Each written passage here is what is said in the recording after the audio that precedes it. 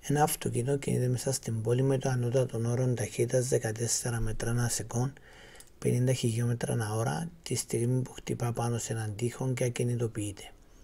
Για ένα οδηγό χωρίς τη ζώνη ασφαλείας είναι σαν να πέφτει από την οροφή ενός σπιτιού που έχει ύψος H.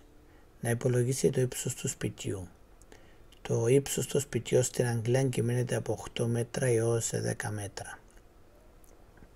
Πριν να ξεκινήσουμε να γράψουμε τις εξισώσεις κίνησης για τη ελεύθερη πτώση, θα πρέπει να πούμε ότι το ψ ίσο με το 0 είναι το σημείο από όπου πέφτει ο άνθρωπος προς τα κάτω και η φορά προς τα κάτω είναι αρνητική. Άρα το G μας, η επιτάχυνση της βαρύτητας και η ταχύτητα μας θα είναι αρνητικές.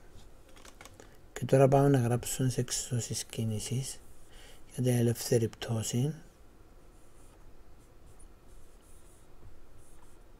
Ο άνθρωπος πέφτει χωρίς αρχική ταχύτητα και θεωρούμε ότι η αντίσταση του αέρα είναι αμεληταία, άρα η ταχύτητα U με τον G επί το χρόνο και το διάνυσμα θέσης ψ θα είναι ένα δεύτερο G ταφ τετράγωνο.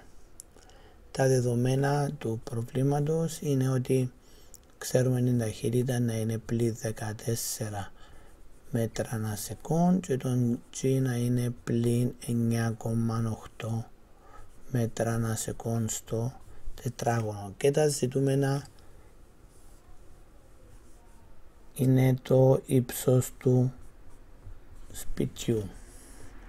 Τώρα αφού ξέρουμε το επιτάχυνση της βαρύτητας G και την ταχύτητα, θα λύσουμε την πρώτη εξίσωση ως προς το χρόνο ταφ.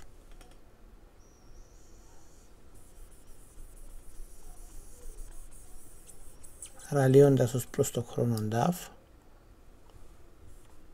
το ταφ είναι το U δια τον G, είναι πλην 14 μέτρα ανά σεκόν δια πλην 9,8 μέτρα ανά σεκόν στο τετράγωνο και το αποτέλεσμα μας θα είναι ότι ο χρόνος ταφ θα είναι 1,4 σεκόν.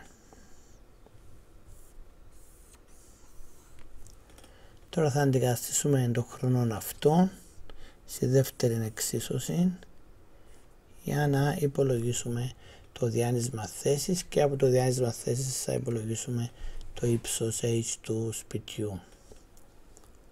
Άρα το ψ μας θα είναι πλην 1 δεύτερο 9,8 μέτρα ανά σεκόν στο τετράγωνο επί 1,4 σεκόν και όλον στο τετράγωνο.